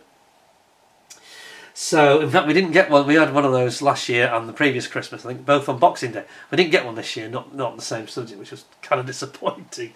Anyway, back to the Meng. It's a beautiful, you may remember this was in a box not much bigger than that iPad you see before you. It was so compact, the box it comes in. It's not a cheap kit though, and you're probably wondering why has that got the nod over the Lotus. Well really, if I'm honest, there's a slight upscaling quality on this particular kit from Meng. Now, I say that, we did have an issue with this kit. You may recall when I did the review that the parts were warped. The actual body shell was badly warped. But I went to contact Creative Models, who of course are the importers for Meng. And they were extremely helpful over in Cambridge there. Incredibly helpful, and got me a replacement of both the body shell and the under tray, the floor of the car, which were both warped. So 10 out of 10 to Creative Models, thank you. Really appreciate that. So why is this one over the other one? Well, it's just the quality control, the beautiful packaging, and actually the price. Now these kits are not cheap, and I did not tell you when I just did that Camel Lotus, the yellow one, Lotus 99T, I didn't tell you what the real problem was with that kit. The biggest problem was the price. So that was coming out at around the £200 mark. Now you get them cheaper than that. When I was at Telford, I very nearly bought one of those. They had them on sale at about £155, I think it was. £150, £160, which was cheap. Now this was coming out at about the £150 mark. So £40 to £50 cheaper, and it comes in this quite compact box. I don't know, one of those boxes that as a reviewer you're thinking, oh no, it's a jack in a box. As soon as I open this, it's all going to fly out, and I'll never get it back in a million years. But it did actually go back in. But it was just beautiful, and it comes with a really beautiful instruction book where there's a lot of detail, really good explanation. And this is the thing I often complain about with these Chinese kits. That they lack proper detail about, explaining what the components are. Well, this does not suffer from that problem at all. Meng, or Mung as they are normally called in terms of correct pronunciation, they did a fine job with this kit, and it's really, really detailed and beautifully conceived. And it makes you feel you're building the real thing in miniature. Sorry, I'm just having a slug of champagne. And it goes into a fantastic moulding, things like the details of the IHI turbos, and you can see it's all engraved IHI. Really impressive kit. Go and see my review of it. I also did a video about this and a video about the death of Ayrton Senna, because it was the 30th anniversary of Senna's death back on the 1st of May. And that was the only great disappointment on my channel this year, was I did a video about Senna. The two disappointments were, one, YouTube demonetized it because there was a problem. I used a bit of footage from a qualifying lap at Silverstone at the beginning, which was originally from the BBC, but I didn't take it from them. I took it from somebody else who'd been using it on YouTube. Don't know what the problem was there. That was one problem. And then the other was just a lack of interest. I've said before, every time you talk about racing cars, about 90% of my viewers just switch off, and if you talk about figures, about 80% switch off. And that's what happened. It's a shame. It only got, I think, about 1,000 views or 1,500 views, and it was a really good talk I did about Senna, and I talked about his sad death, the accident, and a lot of facts about his rivalry with Alain Prost, which a lot of people will not know anything about at all. Some facts that you won't get in the Senna movie, but if you were following it closely at the time, you'll have known about. And one of the reasons I was a bit frustrated with that Senna film. But anyway, that is a beautiful kit. I can definitely recommend it to you. The very dominant year when McLaren won 15 out of 16 races, and they only didn't win the one race because Senna made a bit of an oopsie poopsie moment where he tripped over Williams' reserve driver because Nigel Mansell was off ill. And he didn't damage his car, he just spun it round and ended up on the curbs at Monza at the first chicane. And he was beached on the curb and the car, none of the wheels were touching, and he couldn't get going again, he had to retire. So the year that Enzo Ferrari died, they had joy at Monza, and Ferrari came first and second with Gerhard Berger winning and Michele Alboreto in second. So anyway, give you a bit of history there. So that is the McLaren MB4, a wonderful car, won all the other races, every single one of them. And was just absolutely incredible. And this is a beautiful rendition of it. I can strongly commend it to you. So that's number 5. Number 4. What could be number 4? It is the Airfix Blackburn Buccaneer S2B. Now then, before some of you start shouting at the screen and saying, hang on a second, that's just a variation of the naval version that came out a couple of years ago. Well, yes it is, but people like me did not review it. I never even got my hands on it until I was at Telford. And I was waiting for this version, waiting. I always feel like I'm waiting for Airfix. But it came out, and they'd done a really fine job with this. Now, it only arrived, this should have been in Kits of the Year last year, and I think it would have been on the podium. I think it would have bounced the Armour Hurricane, would have been pushed out into third to fourth, I should say. This would have got on the podium. But unfortunately it didn't arrive until New Year, for reasons I won't complain about again, because Airfix did drop the ball, I'm afraid, quite badly. But anyway, it arrived at New Year, so it didn't come into the hands of the customers until the very first week of New Year this year, and therefore it qualifies this year. And I think it's a very worthy kit. I used to live near the RAF Honington Buccaneer base, so these used to literally fly over my house daily, and I was very familiar with seeing them. And this needed to be done, this kit, because we had this previous iteration which was I actually spoke to the designer. I won't go into naming him, but he knows who he is. And he was telling me at Telford a few years back, funny story, where I went up and he said, oh yeah, I used to be a designer at Airfix. And I said, oh, were you? I hope you didn't design that bloody awful Buccaneer. And he said, well, actually yes I did. And I was like, oh, and my wife was with me that time, and she was like backing away before I was about to get punched, you know. And it was Trevor, it was, and he was very good about it. He said no. He said actually, he said it wasn't so much the design. He said they were actually injection molded. A lot of that was injection molded at Heller's factory, and they were terrible at it. And they were pulling them out of the mould prematurely, and this is why a lot of them ended up bowed and with this horrible. They had a top and bottom clamshell design. Anyway, it was awful. I built it. You've seen it. Many of you that follow the channel closely will have seen it just a few days ago, last week, when I was before Christmas, when I was doing my dusting. So it came out okay in the end, you know. But this is on a different level. Now it's not perfect. I've had one or two reports. People are saying there's a few issues around the intakes around here, but overall, and this one was designed by Paramjet, and he's done a really nice job of it. In fairness, there may be one or two issues, but it's not like the one we used to have. And it's got a real quality feel to it. The instructions are excellent.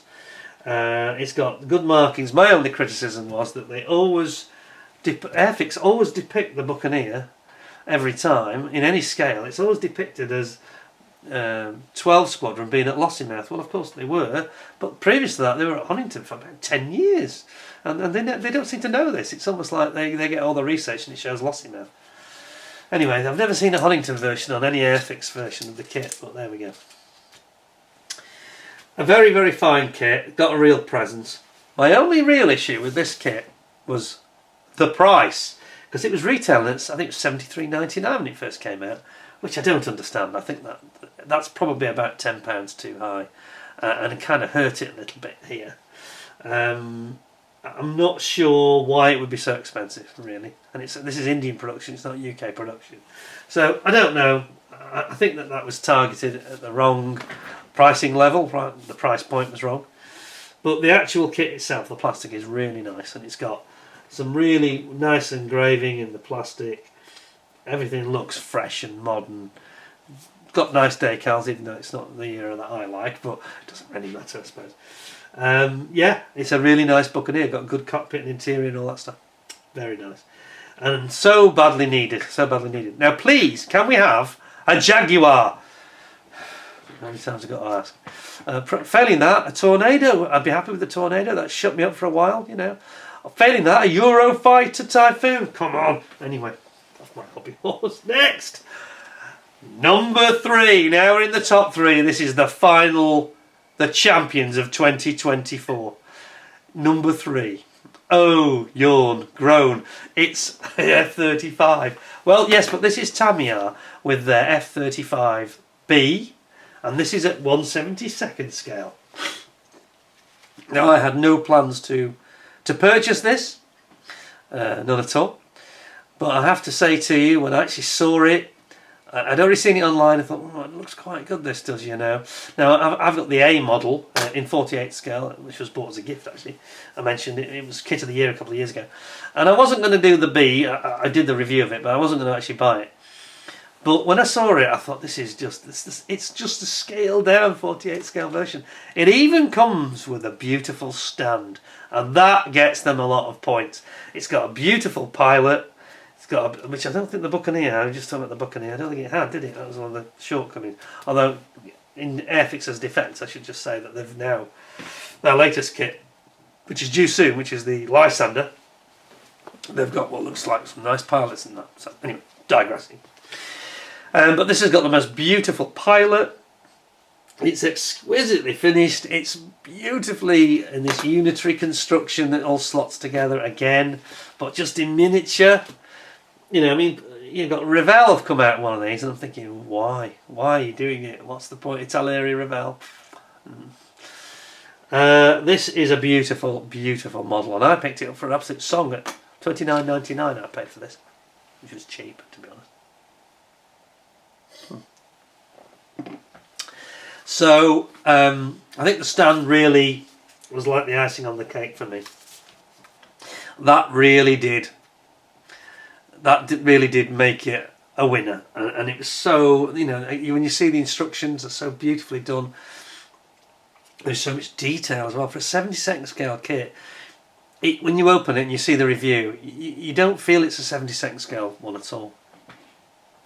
It's just, I mean, for £30 it's like a £55 kit almost, which would be expensive, yes, but there's so much in there in terms of engineering, precision, information. You know, it tells you the history and it's all there in a little 72nd scale kit. It's on another level, really. That's the best 72nd scale kit this year, I think, for sure. Some of you may say that the FX Liberator was pretty good, which I think is probably true, but they didn't send me that one. So, I think that honestly, you look at the detail and the way they've gone about executing this, it's in a league of its own, you know. So really, yeah, that was a no-brainer really to choose that, and it wasn't difficult. So there is one criticism, I just remember, there is one criticism of the kit which did slightly irk me, and that is on the side of the box. In fact, tell you what we're going to do. I'm going to get rid of this now. We're going to remove that pad. I'm going to show you, because I've just remembered I actually have it right with me. So I'll show you what the problem is. Here it is. Number 3. Top 3. We should see them in the flesh, shouldn't we, really? I think that's fair. Now, the only thing that annoyed me, it's a very small point, this, but it didn't quite get it wasn't quite perfection. That's, you see it on the side and you see this. I have to forgive the Tamiya tape I've got on the side to hold it together. But look at that, you've got it's in the hovering position, and then you've got the option of a hovering position with the leg compressed as it's just touched down, or hovering position actually hovering above the ground with the stand. But they undermine themselves just a tad by showing it in flight position and then saying this model cannot be assembled with the doors closed. And yet they are actually showing it with the doors closed. Their only mistake. See that? Whoopsie poopsie. That's a bit of an error. One or two people have sort of not so much pointed it out to me, but asked the question. And that's when I realised. And I thought, hang on a second. So they're showing it in flight with its doors closed and the nozzle back. But you can't actually have that. So that was a little bit of a mistake. You could argue it's a mistake in the artwork, really, rather than the kit itself. It was never conceived to be in flight, a model in flight. It was supposed to be hovering exactly as you see it in the artwork. But they did sort of, I think that's just slightly irked one or two people. I can kind of understand that. But again, for the money, and you get such a lot in this box. It's quite a heavy box for a 72nd scale kit. It's an absolute beauty. So we get to the final two. What can they be? What can they be this year, really? Now, it's interesting for me because I can be completely objective with these final two, whereas I had to pay my own money for that. The final two I didn't pay for either of them. One of them was donated by the manufacturer, and the other one was just a gift. So the cost of these doesn't really have any impact. I think that their price points are about right. But I haven't got any vested interest either way because I didn't pay for either of them. So that makes you know that I am being pretty objective in the way I'm going about it. So what's going to be number second all time in 2024, all time runner-up this year? What's it going to be? What do you think it will be? Any ideas? I'll tell you, it's in quite a big boxes, this one. It is Great Wall Hobby A10C Thunderbolt Close Air Support Tactical Attack Aircraft. It's got many titles. Warthog. You can call it what you like. This is a real beauty. Now I actually got this for a birthday present. That's not the reason it's won. It's really got to be the finest of all the A10s on the market. And we're quite spoiled because we've had the Hobby Boss one, which is quite nice, to be honest. We've had the Academy one, which was very good value, very, very good value. £33, something like that. This one is a lot dearer though. This is the only Achilles heel. It's got two Achilles heels. So we'll get them out of the way. It's a bit expensive. It's in the £70–75 bracket. Quite a lot of money. They were saying it was going to be £100 when they announced it, and people were saying, no, that's too much. So I think £70–75 sounds better. Still quite expensive, but it is a big box. So you do get a lot of plastic in here. There's a lot of weapons options. The only thing that lets it down, kind of two things that let it down, are to do with the weapons. The gun, and I think it's the Maverick missiles. Now I'm not an expert on this, so please bear with me. I'm quoting what other people said, but I believe some of the fins on the Mavericks, I think it is it Mavericks? Are not necessarily absolutely dead accurate. But the aircraft is, everybody says the aircraft is pretty much there or thereabouts. It's far better than the Academy with the way they've actually moulded it's got some interesting features in the way they moulded it actually. It doesn't have this huge, great, separate drop-in one-piece section. But what it does have, it has the whole of the bottom is in one piece. So that they've thought through, instead of having separate joins of the fuse, they've worked to avoid joins basically. In terms of its measurements though, it looks to be probably the best, most accurate one that's available. And the only other downside, the only other Achilles heel it has, is the gun. Now you'll recall, for those of you that watch me do the review on this, the person who bought it me very kindly got me a resin gun, 3D printed resin gun, which is absolutely sublime. So detailed, because it's got the internal barrels, you can see them underneath the rotating muzzle. You can see the separate barrels where they sort of have the shroud round. It's absolutely epic. Really nice. But unfortunately that does not come in the kit. And they didn't have the option to take it out like you did with the Hobby Boss, I think it was. Was it the Academy? I'll at least try. Well, I know one of them's got the option to take it out. It's not an option to take it out. And the muzzle was a bit disappointing in the detail. Not terrible. Not terrible. We probably wouldn't notice it unless it was pointed out to you. But when you see, it's like I said last year about the FW190 from Tsukimura. when you go for these metal master model gun barrels, and once you've seen them you cannot unsee them, yeah, and you think, oh no, they're totally superior to plastic, I've got to have them. Like that with this, when you've seen that 3D printed muzzle of the gun barrel, you just think, oh no, I've got it, that's way better, I've got to have it. So it's don't want to put you off it, just do exactly what this relative of mine did. Very kindly bought me this, and he must have looked at that and thought, no, it's not good enough, and he got me that muzzle. But the rest of it is beautiful, and it's got this thing underneath. You have this, I don't know if it shows it here, has this quite amusing, yeah, you can't see it without opening it, but it's got this cockpit, like a teardrop dark shadow underneath, which everybody thought was exhaust from the gun barrel. It isn't, excuse me. It isn't. It's just a deliberate shadow effect of like an alternative canopy painted underneath, so that it's hard to tell which orientation it's at. Very clever stuff. But it's a lovely kit, this, and it's got such beautifully. It has a tactility to it. It does have this problem that the Great Wall hobbies are suffering from now, though, which they didn't have before, where they're not doing the 3D slide moulded weapons anymore. They started doing these, I talked about this before, with the flankers and things like that, where they're being one piece, 3D moulded, absolutely beautiful, all one unit, and amazing. Now they've gone back to having to glue on all the different fins and things. It's not a fault or a flaw, it's just a bit disappointing compared to if you've seen their work before, and it was on another level, and it saves you so much work and potential for having problems. But it's a beautiful, this has got to be the best A10 on the market. Absolutely a storming model, a real beauty. So my advice is they've come out with the A model as well now. I think the prices are probably dropping now, so you should probably shop around a little bit for it and see what you can get. So that's number 2, the A10C from Great Wall Hobby. And that's it. That just brings us to the final instalment of what has won Kit of the Year this year. So I'm just going to enjoy a quick swig, and I'll reveal all.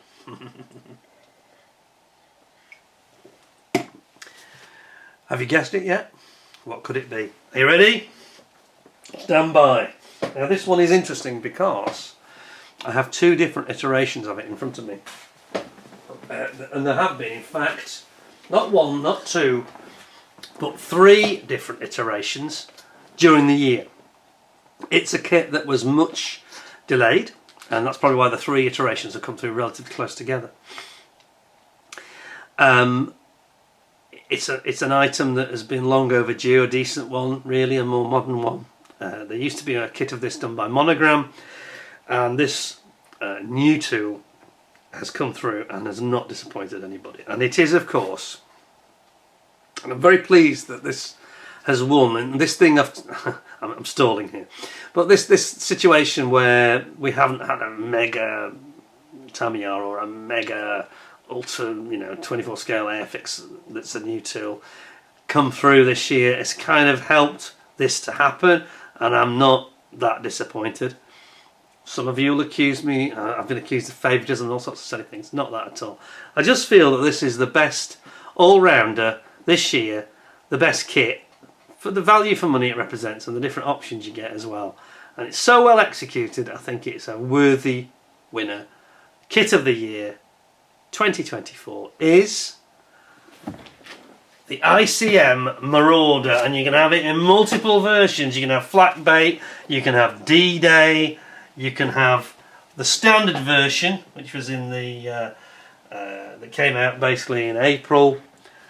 It's a fantastic kit, and this is retailing at around about £65, 60, I've seen it at 57 to about 67 quid, shall we say, in the UK.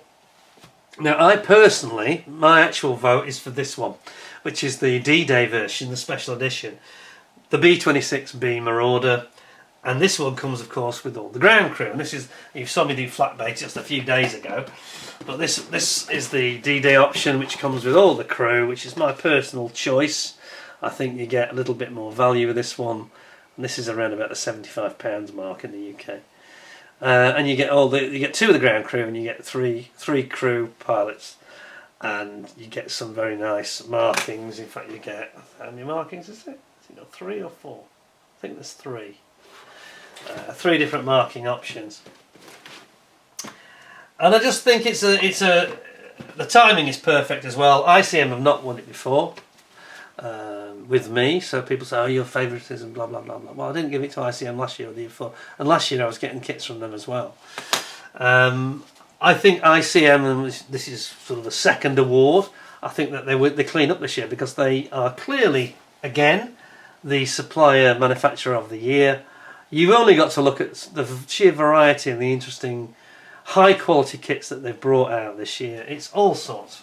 You know, you've got field kitchen cooks, you've got radio operators, we've had the airfield set, we've had the Vietnam sets.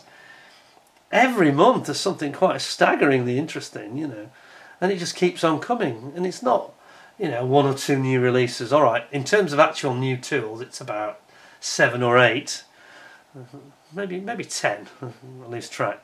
But there's been plenty. And the cleverness of them is this thing that they do this combination sets, giving you a lot more extra value. You know, we know that they're in a terrible situation, and that really came home to me when I spoke to Valeria at the Telford show, which was quite moving really, because on the Sunday I wanted to talk about their situation rather than the company and the kits. And you get a background for that, and you get a feel for it, and you're thinking, you've heard the story about me telling you about how they create this beautiful, these clear parts are fantastic in this kit. It's an absolute beauty really. I'm not saying that that's technically a more better design kit than that, but as a value proposition they are geniuses at combining things together. They give a great value package in these models that they're producing. They're operating under the most difficult circumstances that few of us can really imagine, and they've lost a lot of their staff because of it. Hopefully some of them will come back. I do really hope they do. But they told me about the 3 tool makers, which is going to make life a little bit tricky going forward for them, for sure. It's not getting any easier, as I said when I talked about them at Telford. And they produced this, and they produced three different iterations of a really cracking kit. Somebody did complain the other day, by the way. I made an observation saying, "Oh, it's not realistic because it doesn't have the rear bomb bay." Some of the versions of the B26 have got the rear bomb bay. Well, actually, one thing I didn't point out in my review, I didn't quite pick up on myself, is that Flak Bay has got a window. They changed the bomb bay and modified it at some point. And there's a window, because there's actually extra clear parts, by the way. I should just point this out. So there's extra clear parts in Flak Bay that there wasn't in this version. But they're just producing such nice things. And I think that given the sort of year we've had, when you haven't really had anything else that has been, grossly superior to them in any way, you get such a nice model with beautiful artwork, a nice bit of history, and they're coming up with such nice ideas all the time. And I think that this time they are a worthy winner. So ICM win, they win Kit of the Year, and for me they win Manufacturer of the Year.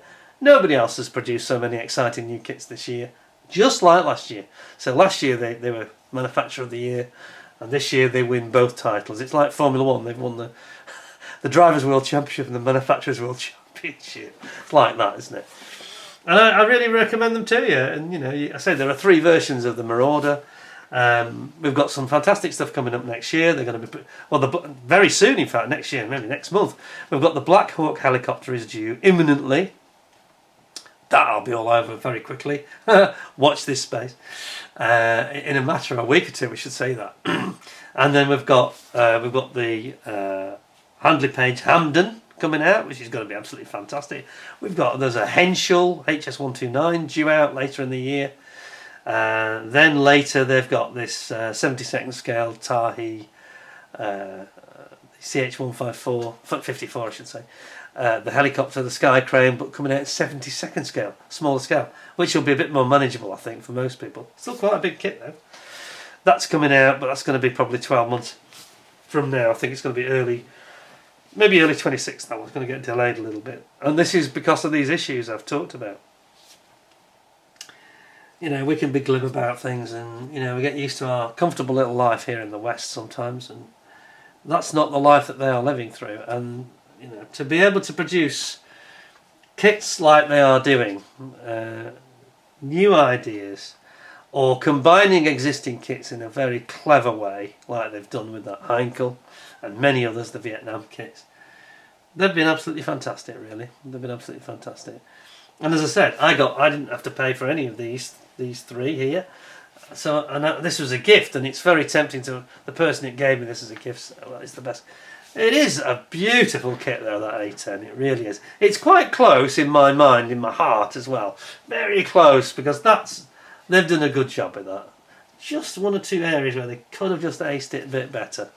And it's a bit dearer, a bit more expensive as a kit, you know. Whereas these, you know, especially when you get this one with all the figures, it's been the D-Day anniversary this year, 80th anniversary of D-Day. The time that, well, although unfortunately this did come through a few weeks late. Actually came through in July, sadly. But again, that was more down to, you know, issues and production issues and getting things out over in Ukraine. So there you go. I sort of rest my case. I don't think I need to. Any of you that have seen this, and one or two of you have already commented saying it goes together beautifully. The clear parts are fantastic, as I say, and it's something that was needed, a decent marauder. So yeah, there were some rumours about some rumours that they might be looking at a Whitley, but I don't think it's not going to be anytime soon. I don't know, but there's Hamden that's coming through. That's going to be brilliant. Another much anticipated kit that we're all looking forward to. Well done to ICM. You are the 2024 champions, both manufacturer and kit of the year. There's not much else I need to say, really. Not much else I need to say, except to wish you all a very happy new year, and I hope you'll all carry on supporting the channel. I'm going to have a quick slurp. Cheers to you all. Thank you very much for all your well wishes, because I've had this health problem. I do appreciate it. Hope I'm going to be okay, touching the wood here. Certainly some of the comments and the sentiments that people have given have been very helpful, I've got to say. And of course, in terms of kits of the year, you're probably never going to agree with all of them, or the order, etc, etc. But they are the kits that I've reviewed all these kits, and I feel that's a fair representation of where they stand to me. I don't think any of those kits will disappoint you. None of them. Some, if you can pick them up at good prices, it's a movable feast price, isn't it? But just shop around for them, you know, and see what you can pick up.